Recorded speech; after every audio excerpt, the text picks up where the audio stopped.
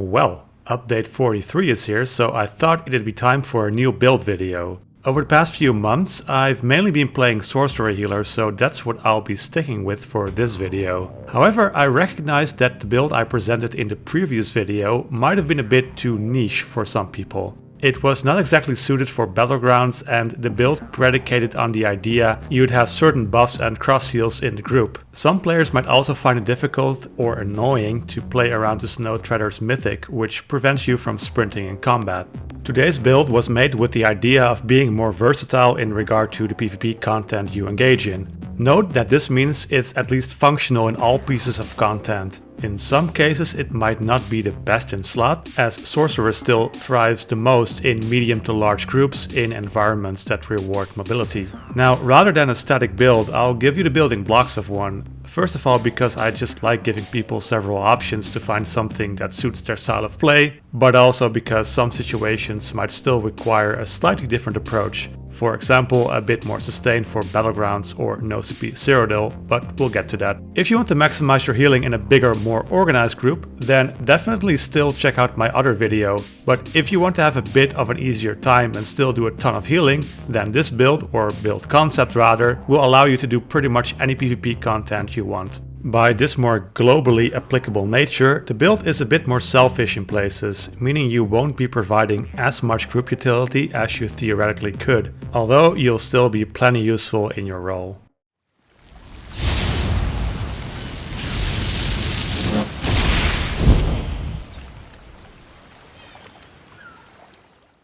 For my sets, I have a front bar set and a back bar set. This means that either set is only active when I'm on that bar, but we can proc the buff from each set on its respective bar, and the buff will carry over when we bar swap. I'll explain in a moment why this is relevant. First, let's take a look at the sets. On my front bar, I'm running Wretched Vitality. This set has several advantages. You get a lot of sustain when you activate a minor or a major buff. We'll get to how to activate it when we talk about skills, but for now it suffices to say that Wretched Vitality can carry our sustain. It is also craftable, so you can tweak the exact weight distribution of the setup according to your liking. For this build I've settled on 3 heavy pieces, with another 3 being medium and 1 being light. This is a very comfy distribution, balancing out survivability, sustain and speed. The one thing to note here is that the sustain buff of Wretched Vitality only applies to you, so it is a selfish set in that sense, but I prefer running this over a pure tank set, since, in many cases, sustain and mobility will keep you alive for longer than just having the tankiness would. On the back bar we have Spell Power Cure. Spell Power Cure grants you and the group Major Courage, a significant spell and weapon damage buff, when overhealing them. Since around 80% of your heals will typically fall into this category, it is very easy to proc. There are 2 things to note here. First, the buff is only active for 5 seconds, which means you need to be on point with your bar swapping, if you want to keep refreshing the buff.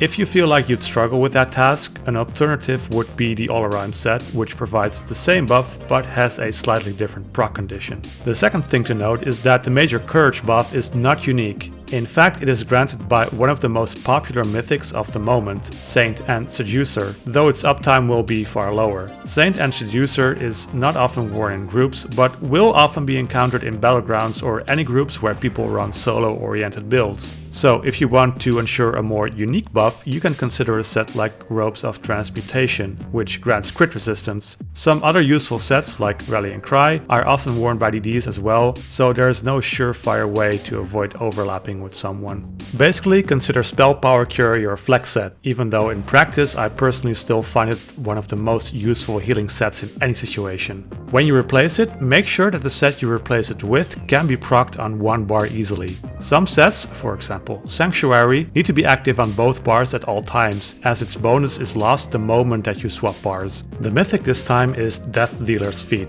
Death Dealer's Feet? Fat? The mythic this time is DDF. Paired with the already comfy stat density on our class and build, fully proc Death Dealers gives us very well-rounded stats, and since we'll be using Hardened Ward as our personal survival tool, our higher maximum health makes its shield stronger. Running DDF does mean that we have to drop Snow Treaders, meaning we're vulnerable to snares again. Fortunately, we'll be running a snare removal, and with Wretched Vitality we also have the stamp sustain required to deal with its inconvenience. More importantly, we'll be able to sprint again, which is relevant to our build in a way I'll explain in a bit. Our monster set is once again Ozazan for the unique and useful armor buff. A trainee chest finishes the build. In line with the slightly more selfish philosophy behind the build, we'll be running a sword and board front bar. You can still use our usual dual wield, but I find the sword and shield to come in especially handy in battlegrounds or very small groups, where you're more likely to stand out as a healer, and it's harder to redirect that incoming damage to your teammates through positioning.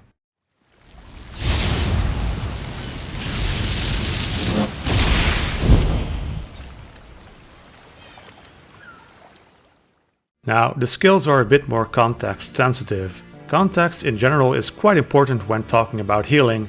I sometimes see questions like, what is the best healing build for PvP? And these questions are just impossible to answer in one sentence. It depends on whether you are doing Cyrodiil, Battlegrounds or Imperial City, whether you play with friends or alone, your level of skill and what you're trying to achieve with your build. What I'll do for my skills is list what I'm using and why, and also give you some flex options for certain situations. That way my build should be good for whatever type of content you are doing. Starting with the usual, we have Echoing Vigor, Radiating Regeneration and Healing Springs as our heals over time. Power Surge is there to give us major sorcery and brutality and as an extra heal over time ability. Blessing of Restoration is our main burst heal. As a pure heal I consider it much more reliable than Vibrant Shroud, so I'm going the old school way with Blessing. Streak is our mobility tool and Inner Light is there to give us major prophecy on our main burst heal bar. So far so familiar. For this build I've added some skills I don't use in more organized settings. First we have Hurricane, which gives us major resolve, the armor buff, and Minor Expedition, the speed buff. This skill by itself will proc both parts of Wretched Vitality while we are in combat.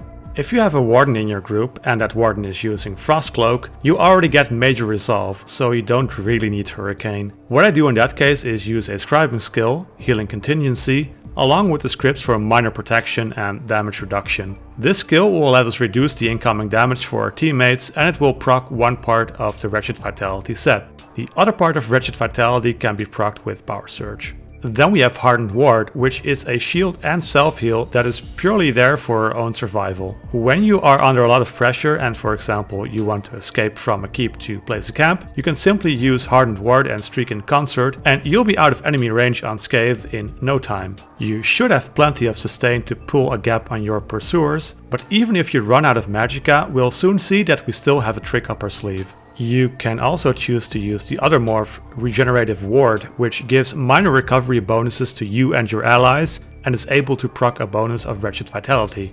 Your shield and self-heal will be smaller though, so it comes down to what you are comfortable with. Just to round out our main skills, we also have Race Against Time. This skill is our snare removal and it gives us Major Expedition, making us even faster. One thing that's lacking from this build is Major Evasion. Since this started as a pure Battlegrounds build, I found this buff to be less essential since we don't have any the floor is lava type scenarios like in Cyrodiil. If you still want Major Evasion, you can do two things. You could use a dual wield front bar and switch out Hurricane or Hardened Ward for Quick Cloak. Or you can make sure that you have 5 pieces of medium armor and slot Shuffle instead of Race Against Time. But even in Cyrodiil I haven't really missed a buff since I am quite a bit beefier than usual and can usually tank through all sorts of damage with Hardened Ward. The ultimates are mostly still the same, Negate on the front bar and Barrier on the back bar. In Battlegrounds or really small groups, you could opt for the Resto Staff ultimate and or the Shield ultimate just to increase your own survival. I personally still like Negate for BGs though, because especially in flag games people tend to stack a lot, so you can just drop Negates on them and let the DDs do the rest.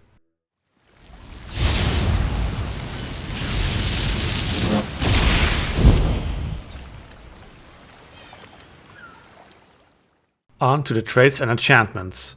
All the heavy pieces are reinforced and the rest of the traits are divided between impenetrable and well fitted. Tri-stat glyphs on all of your armor.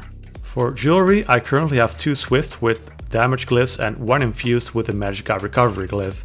For Battlegrounds or in other no CP environments I would add another infused recovery glyph. When I brought this build into Battlegrounds as is, I did struggle with my magicka sustain from time to time. I eventually got used to it, but I'm pretty diligent with my light and heavy attacks. So especially if you're a less experienced healer and just want to spam heals, definitely don't feel bad about adding a little extra sustain, as I will probably end up doing the same myself. Sword and board traits are Nirnhound and Sturdy, and the Resto Staff trait is powered. Be sure to put a weapon damage enchant on your Resto Staff, and also a health glyph on the shield in order to make Hardened Ward a tiny bit stronger. The Munda Stone is, as always, the ritual for extra healing done, and the buff food of choice is Ozorga's smoked bear haunch or Jewels of Misrule for a cheaper option. Feel free to choose another Munda Stone if you feel like you need more sustain or tankiness. For potions, we are mainly using tri-stat potions. You can opt for immovability potions if you're in a more organized group that does coordinated pushes. We're not using Vampirism. Even in its old form, I didn't use Vampirism 3 on healers since, as said, I value sustain for my survival above everything. But especially since the nerf that gives the Undeath passive half of its original mitigation, I think the sustain penalty is too high for what you end up getting.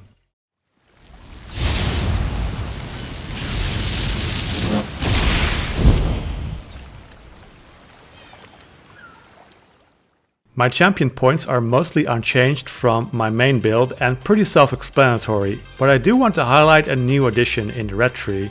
Refreshing Stride gives us 500 extra magicka and health recovery when we are sprinting. This would not have been of much use to me on a Snow Treaders build, but now that I'm running Death Dealers, I've found this champion point to be a really fun addition. Especially because I often end up in a situation where I have to place a camp, I can just streak, shield, dodge roll and sprint away without having to worry about my resources. If you want a more traditional approach, you can always put Sustained by Suffering or Relentlessness here instead, but I consider Refreshing Stride a fun way to round out the build.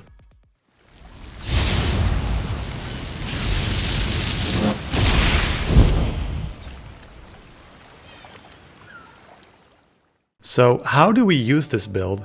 As said, it can be used pretty much anywhere, which also means it might not always be perfectly optimized for what you're doing. I could heal a high-end ball group on this, but I'd bring less utility than with a full ball group build. You can also do very well in Battlegrounds, but if I'm honest, Battlegrounds aren't the best environment for a Sorc healer. The mobility won't always shine in those small arenas, and the ability to heal large groups of players at once is sort of irrelevant when you're in a situation where you're pocket healing someone. Classes with strong single target burst heals, such as Templars, Nightblades and above all Wardens, definitely have an advantage there.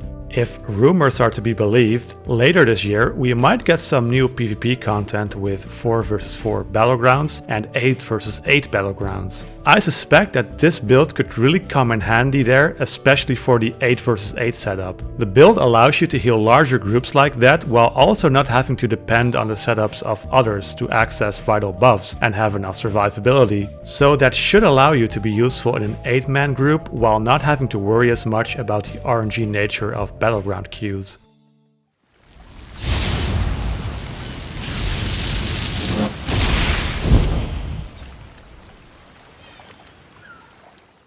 Like I said in the beginning of this video, this build is a lot more versatile than the one I made for update 41. It certainly got a few drawbacks in teams of 2 or 3 as well as battlegrounds, as Sorcerer just doesn't shine there compared to, for example, Wardens. But you should still be able to get a high performance no matter where you take this and get introduced to the wonderful experience that is Sorc healing. I personally really enjoy running this build. With its mobility, high sustain and more robust defenses, the build allows for a larger margin of error, making it perfect for when I just want to chill with my friends without tryharding too much. As always, feel free to tweak the build to your liking. You can add or take away things as you please, be they skills, weights, Munda stones or curses. Experiment and settle on something you are comfortable with. And if at the end of the day you still want to be a max health warden cranking out those polar winds, no harm done.